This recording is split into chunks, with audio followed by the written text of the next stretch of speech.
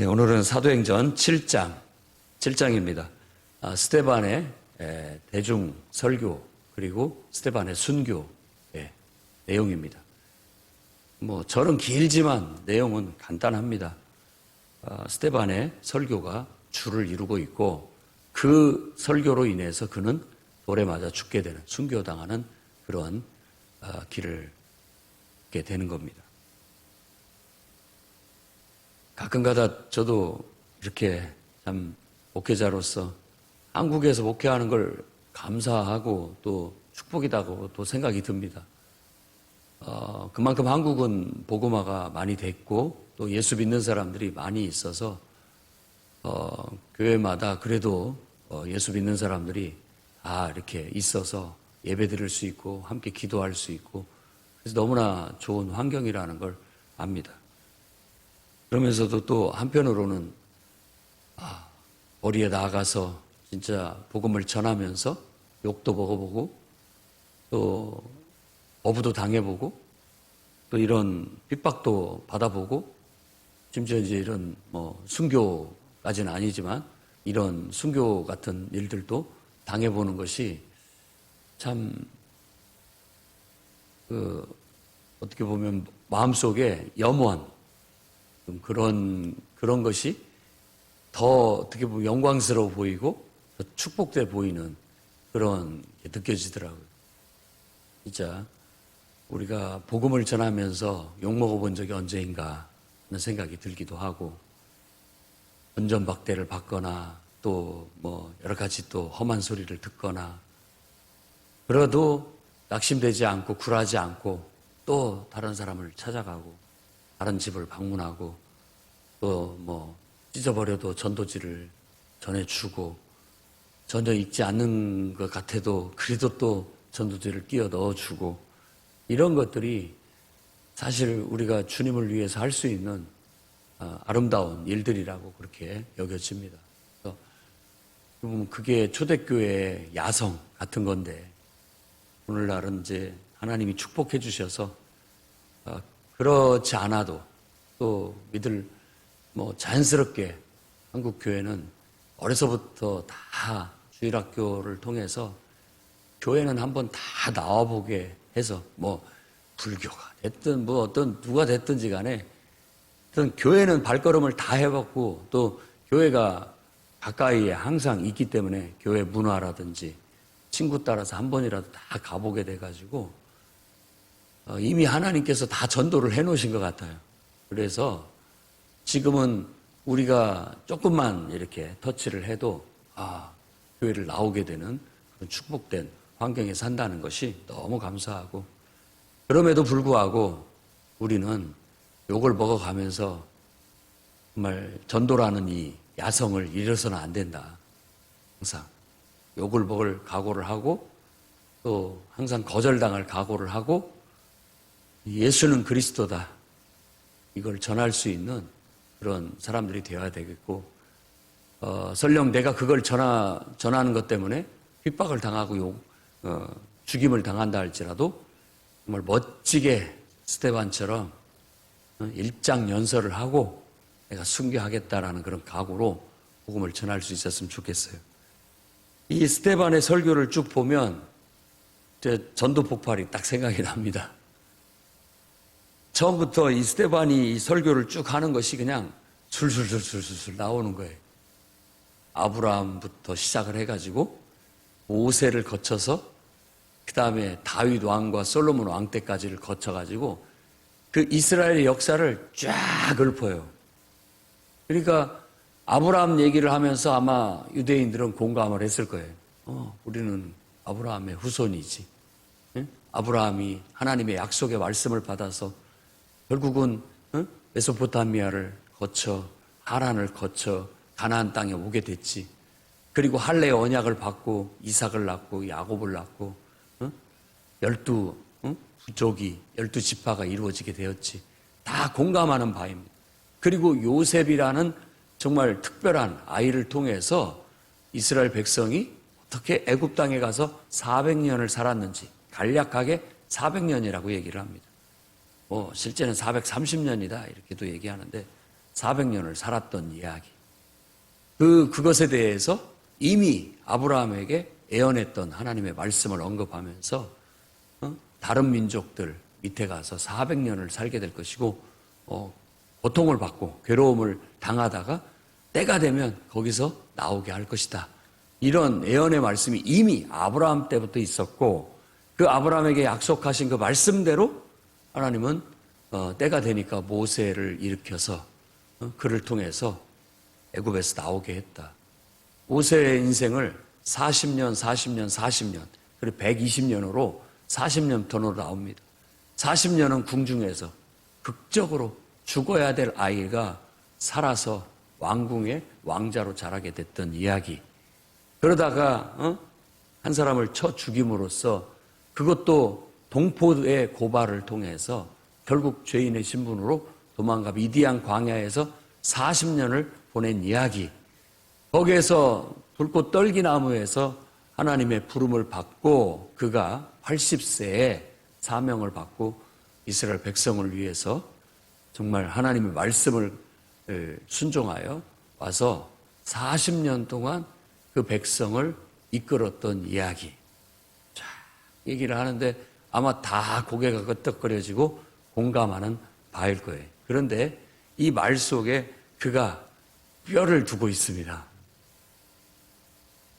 이걸 듣는 사람들에게 정작 하고자 하는 말은 자, 요셉을 팔아먹은 형들과 같은 우리들의 모습, 유대인들의 모습, 그리고 하나님은 모세를 통해서 이스라엘 백성을 구원하고 이끄셨는데 그 모세의 말에 한결같이 어쩌면 그렇게 한결같이 그걸 거역하고 거스르는지 하는 그런 면의 강조. 그리고 마지막으로 얘기한 게 모세를 통해서 주어진 성막과 그리고 그 성막의 모양대로 다윗 왕이 성전을 지을 구상을 하고 솔로몬 왕이 그것을 지은 이야기. 하지만 사람이 지은 사람의 손으로 지은 곳에 하나님은 계시지 않는다라고 말하면서 결국은 이제 이 스데반과 그리고 예수님의 제자들과 그리고 예수 그리스도께서 가르쳤던 그 가르침의 핵심, 그리고 그 문제로 인하여 고발당하고 있고 유대인들의 미움을 받고 죽을 수밖에 없는 그런 메시지. 그 메시지를 이 내용 속에 그냥 술술술술 해가지고 딱 정해진 패턴으로 항상 전하던 방식으로. 그러니까 여러 번을 반복을 하면 그냥 술술술술 나옵니다. 전도 폭발 훈련은 바로 그런 거죠. 계속 여러 번을 반복하고 하니까 그냥 누구를 만나든지 그냥 어떤 입장이든 딱 복음을 전해야 되겠다 하면 그냥 술술술술 나오는 그런 패턴을 가지고 있는 거죠. 그게 연상이 됩니다. 그렇듯 우리들도 항상 복음을 전할 수 있는 그게 있어야 되고 복음을 자꾸 전해보다 보니까 이제는 그게 딱 내 패턴이 돼가지고 그냥 나오는 거예요. 뭔 말을 해야 할지가 아니에요. 그냥 그 상황이 되면 성령의 감동을 받아서 힘있게 자신있게 막 말하게 되는 것이죠. 그런 훈련들이 우리에게도 좀 필요하고 항상 우리가 준비가 되어져 있어야 됩니다. 우리가 영적으로 무기력해지게 되면 전도할 사람을 우리 코앞에 갖다 붙여놔도요, 우리가 어떻게 하지를 못해요. 너도 그런 경험이 있고 우리 무기력한 경우에는 그럴 수가 있습니다. 결국은 다 놓치는 거죠. 그런데 우리가 늘 준비되어져 있고 성령이 충만하면 힘있게 설득력 있게 말할 수 있게 되는 겁니다. 그래서 그 마음에 찔림을 받게 만드는 거예요. 찔림을. 유대인들이 예수님 그리고 예수님의 12 제자 그리고 이 7 집사라고 말하는 이 스데반, 대표하는 스데반, 그들을 이를 드득드득 갈면서 미워하고 시기하고 죽이려고 하는 이유가 이들이 성전을 모독한다라는 거예요. 성전을 헐어라. 이제는 손으로 지은 성전에 계시지 않고 바로 우리 안에 계신다. 예수 안에 하나님이 거하셔서 이 땅에 오신 것처럼 이제 예수 믿는 사람들은 다 그 믿음 안에서 예수님이 성전이시고 예수 안에 있는 사람은 그 안에 하나님이 계신다. 너희가 성전이다. 살아있는 몸이 성전이다. 사실 다윗 왕이 많은 돈을 들이고 솔로몬이 건축한 성전, 손으로 지은 집, 이건 우리에게 하나님을 예배하는 데 도움은 줄지 모르지만 원래 하나님은 우리를 하나님의 형상으로 지어서 우리 안에 거하시려고 인간을 창조했다. 그런 어떤 것들을 강조하면서, 그러니까 이 강조가 성전이 쓸모없다 뭐 이런 의미가 아닌데, 성전이 지금 그 용도가 잘못 쓰여지고 있다, 회개해야 된다라는 걸 강조하고 있고, 정말 진정으로 우리 자신이 영적인 예배자들이 돼서 우리 몸이 성전이 돼야 되고 예배자들이 돼야 되고, 그리고 성전은 바로 그런 예배를 드리는 하나의 도구로 쓰여져야 된다라는 걸 강조했는데, 그들이 고깝게 듣고 악의적으로 들을 때에는 꼭 성전이 아무짝에 쓸모없으니까 없어져야 된다, 필요 없다, 이런 식으로 들어서 굉장히 미워하게 되었던 거예요. 우리도 건물이 무슨 교회냐 뭐 이렇게 얘기를 하지만요, 그런 의미가 아닙니다. 무교회주의도 한때 나왔었어요. 이런 예배당 이게 뭔 필요해, 다 각자 자기 삶에서 그냥 하나님을 믿고 섬기면 되지. 이게 균형을 잘 이루어야 됩니다. 균형을 잘 이루어야 돼요. 우리가 어디서든지 예수 그리스도를 믿는 믿음 안에서 그분을 성전 삼아 언제든지 예배할 수 있지만, 또한 이와 같이 우리가 모일 수 있는 회당, 이게 굉장히 우리에게 유익하고 도움을 줍니다. 그런데 이게 없으면 또 모임이 흐지부지 되고 우리 예배도 흐지부지 되고 뭔가 구심점이 없어지고 잘 안 돼요.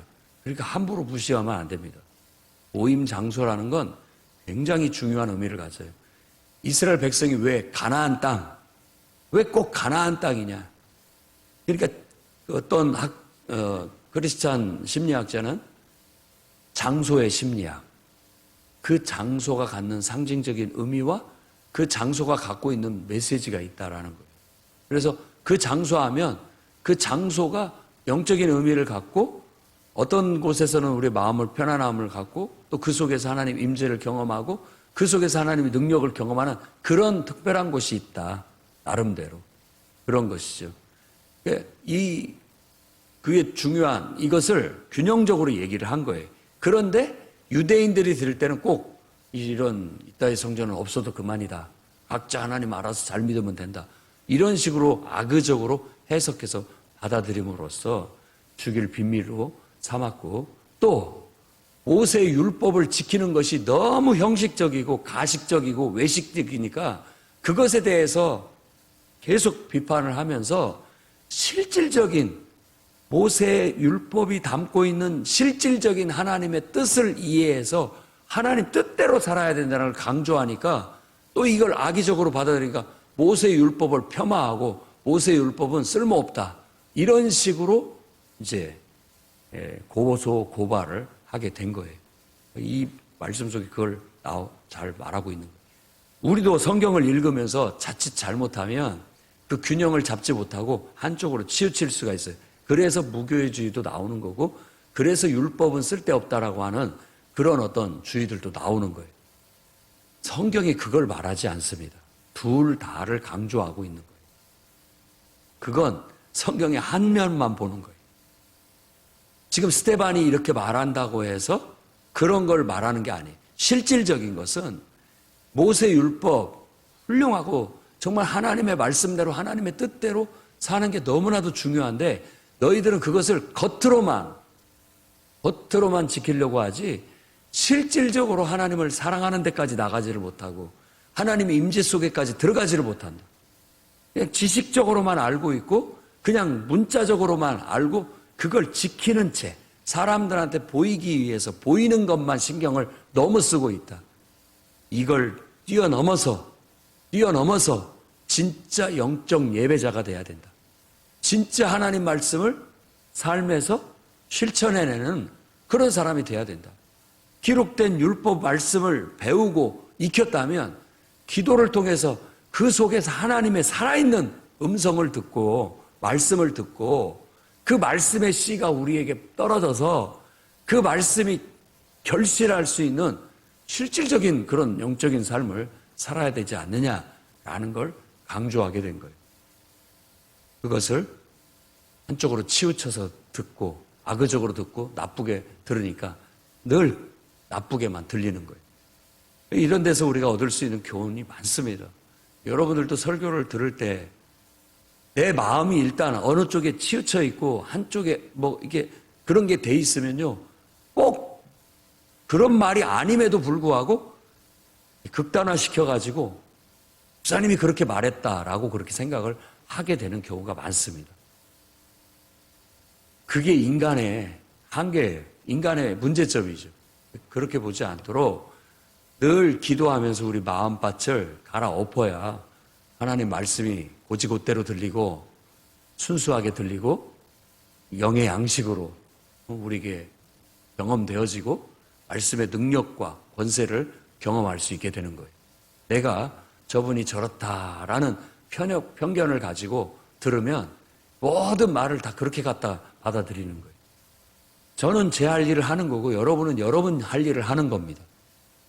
나는 하나님 앞에 감동을 받고 내가 감동받은 말씀을 전하는 거고 선포하는 거예요. 하나님이 내게 주신 말씀을 전하는 거예요. 듣는 건 여러분들이 해야 할 역할입니다. 여러분들이 해야 할 역할이에요. 나는 상관할 수가 없어요. 그건 여러분들이 하나님의 말씀으로 듣든지 이 인간의 말로 듣든지 여러분이 몫인 거예요. 여러분이 헤아리는 그 헤아림으로 그 헤아림대로 여러분들이 생각하는 대로 복을 받아요. 하나님 말씀으로 받으면 하나님 말씀이 되고 능력이 돼서 여러분에게 결실하게 될 것이고 사람의 말로 들으면 사람의 말로 그냥 여러분에게 들릴 뿐인 것이죠. 다 받기 나름인 거예요. 이 유대인들의 눈에 뭔가가 씌워가지고 이 자기의 편견과 자기 생각과 자기 사상이 끼어가지고 하나님 말씀을 고지곳대로 듣지 못하고 그걸 빌미로 해서 오히려 악의적으로 하나님 말씀을 전하고 외치는 자를 미워하고 시기하고 질투하고 결국은 죽이고자 이를 버득버득하는 그런 정말 일들이 벌어지게 되어서 스데반은 오늘 결국은 돌에 맞아 순교당합니다. 그렇게 이를 부득부득 갈면서 돌을 던지는 자들과 스데반이 하늘을 우러러 쳐다보면서 성령이 충만한 모습, 하나님의 영광을 보고 예수 그리스도께서 하나님 보좌 우편에 서신 것을 보는 그런 모습과는 완전히 대조적인 모습이에요.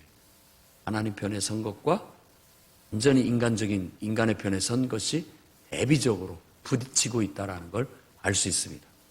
교회는 그런 곳입니다.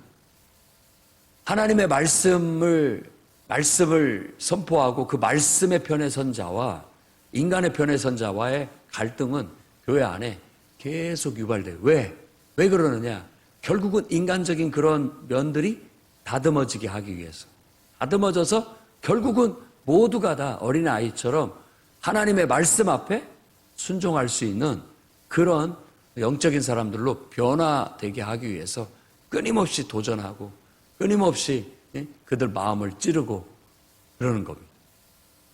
다 그들이 마음의 말씀을 듣고 찔렸는데 반응은 두 가지예요. 사도행전 2장 37절에서 베드로가 설교했을 때 오순절날 성령이 임하고 그걸 보고 깜짝 놀란 청중들을 향해서 설교했을 때는 마음에 찔려서 우리가 어떻게 할꼬라고 회개, 말씀을 받아들이고 회개하는, 너희가 회개하여 각각 예수 그리스도의 이름으로 침례, 세례를 받고 죄사함을 받으라.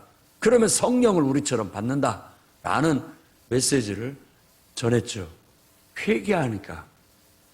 그런데 여기서는 똑같이 마음의 찔림을 받았는데 이를 부득부득 갈고 저 스데반 저놈을 더 이상 저런 말 못하게 죽여버리자 해서 그냥 막 화가 확 치밀어 오르는 것 같이 보여지고 그들이 그냥 다 일제히 다 달려들어서 돌을 들어서 스데반을 쳐서 그 자리에서 죽인 거예요. 그러니까 제목은 모세 율법을 폄하한다. 성전을 모독한다. 이거예요. 예수 그리스도를 죽인 것도, 사도들을 늘 잡아다 감옥에 가두려고 하는 것도 다 그렇게 악의적으로 그들의 메시지가 꼭 그런 게 아닌데도 불구하고 나쁜 쪽으로만 몰아붙여가지고 한쪽으로 극단화시켜가지고 사도들의 가르침이 그런 말이 아닌데도 불구하고 악의적으로 말해서 사람들이 극단적으로 말해가지고 저희들이 저렇게 나쁜 말을 한다라고 몰아붙여가지고 죄를 씌워가지고 죽이는 거예요. 여러분들도 인간관계에서 서로 대화를 나누고 이럴 때 너무 그 사람들을 악의적인 쪽으로 몰아붙여가 극단화시켜가고 네가 이렇게 말했지 않느냐라는 것은 한 꼬투리만 끊어갖고 얘기하는 거예요. 한 꼬투리만. 내가 그 사람을 공격할 수 있는 좋은 그걸 한쪽으로 몰아갖고 극단화시켜가지고 사실은 이쪽 면도 얘기하고 다 이렇게 폭넓게 얘기했는데도 불구하고 어떤 표현을 썼을 때 그거 하나만 딱 꼬투리를 잡아가지고 그거 갖고 막 나쁘다고 얘기하는 것은 그건 옳지 못하다고 여겨집니다. 그건 우리의 편협이에요. 빨리 그런 것들을 내려놓고 우리가 좀 더 정말 하나님 안에서 그런 말씀들을 찾아야 되고 우리는 늘 사람들의 말 속에서 사람의 말을 내가 받아갖고 그거 갖고 막 꼬투리 잡아서 내 마음에 막 찌르고 스스로를 자해하고 이럴 필요가 없습니다. 사람의 말은 다 그냥 흐르고 거르고 그 속에서 하나님의 말씀만 찾아내면 되는 거예요. 누가 됐든지 별하별 소리를 다 했다 할지라도 그 속에 하나님 말씀이 아닌 건 다 그건 허망한 것들이니까 지푸라기 같은 거니까 다 흘려보내면 되는 겁니다. 그리고 그 속에 하나님 말씀만 들으면 됩니다. 여러분들이 목회자가 설교를 하더라도 별하별 소리를 다 하더라도 그 속에서 하나님이 내게 하시는 말씀을 들으면 되는 거예요. 찾아내면 되는 거라고. 여러분들한테 거칠게 얘기하고 나쁘게 얘기하는 사람이라 할지라도 다 걸를 건 걸르시고 뭘 하나님이 저 사람을 통해서 나한테 뭘 말하고자 하는가 그게 있다면 그걸 찾아내면 되는 거고 없으면 무시하면 되는 겁니다. 그게 건강하게 우리가 영적인 생활을 영위할 수 있는 어떤 비결이라고 볼 수 있는 거예요. 늘 여러분들도 스데반처럼 전도 폭발을 훈련을 받든 전도 훈련을 쌓아서 언제든지 하나님께서 저 영혼을 나한테 보내주셨구나 했을 때는 누가 됐든지 간에 교회에 하나님께서 나를 만나게 해주시고 보내주신 사람은 복음을 전해야 된다. 나는 그런 마음을 가지고 항상 탁 입을 열면 술술술술 말할 수 있는 그런 준비가 되어 있기를 바랍니다. 그리고 여러분들도 늘 하나님의 말씀을 들을 때 못 갖게 듣지 말고 극단화시켜서 나쁜 쪽으로만 자꾸 몰아붙이지 말고 그런 인간의 소리를 들으라고 하나님께서 우리 귀를 주시는 것이 아니니까 늘 그 속에서 하나님이 말하는 그 알맹이 생명의 말씀을 찾으려고 하고 없으면 속어, 제거하고 그 속에서 그런 것이 단 한마디라도 있다면 그걸 소중하게 여기고 하나님 말씀으로 받을 수 있는 늘 훈련을 쌓아 나가시기를 바랍니다. 그리고 정말 단 한마디라도 우리에게 하나님 말씀으로 들리면 마음에 찔림을 받고 감동을 받거든 그 말씀을 따라 지금 이 유대인들처럼 이를 부득부득 갈고 네가 나한테 이런 말을 해? 하면서 달라들고 오히려 그를 미워하고 죽이려고 하지 말고 정말 단 한 말씀이라도 하나님의 말씀으로 그를 통해서 내게 주신 말씀이 있다면 사도행전 2장 37절처럼 그러면 내가 이 말씀을 받아서 어떻게 하면 될까 할 수 있는 순종의 자세. 하나님 말씀 앞에는 어린아이가 말해도 어린아이를 통해서 하나님이 말씀을 해도 그 말씀 속에서 하나님 말씀으로 받고 우리가 순종할 수 있는 그런 태도를 가진다면 우리가 이 유대인들이 보이는 그 오류, 편협, 왜곡됨에 빠지지 않게 될 겁니다. 그리고 예수, 그 속에 있는 진짜 진리를 발견할 수 있게 되고 예수 믿고 정말 영생을 얻고 놀라운 하나님의 능력을 경험하게 될 줄로 믿습니다. 스데반은 광야에서 생활을 광야 교회라고 표현을 했습니다. 어쩌면 우리가 지금 살아가는 이 세상은 그 광야 교회와 같아요. 어려움이 있고 또 많은 또 힘듦이 있고 찾아오지만 항상 하나님을 의지하고 기도하면 하나님은 때를 따라 반석에서 물을 내시고 낮에는 구름 기둥으로 밤에는 불 기둥으로 인도하시는 분이에요. 필요하면 메추라기 때와 또 만나를 주셔서 우리를 다 하나님께서 돌보시고 인도하신다는 사실을 믿으십시오. 하나님을 믿는 데 핵심이 있어요. 하나님과 함께 동행하게 되면 다 모든 좋은 것은 하나님께로부터 다 공급되어지지만 우리가 그 믿음을 잃어버리고 자꾸만 인간적인 생각과 불만과 이런 것들에 빠져버리면 그런 좋은 것들이 너무나 넘쳐남에도 불구하고 진짜 광야가 돼버려요.